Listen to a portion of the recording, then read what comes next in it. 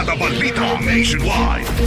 Kabrigada, inihintay pa rin ng Philippine Department of Justice ang opisyal na komunikasyon mula sa counterparts sa Timor-Leste hinggil ho sa ginawa nitong pagdampot kay dating Congressman Arnie Teves. Sa isang pahayag, sinabi nilang wala pa silang alam sa dahilan kung bakit hinuli si Teves. Sa kabila nito, handa raw ang DOJ sakali mang i-extradite or mapapawi na si Teves dito sa Pilipinas. Kakarapin nito ang murder case hinggil sa pagpatay kay late Negros Oriental Governor Ruel Degamo.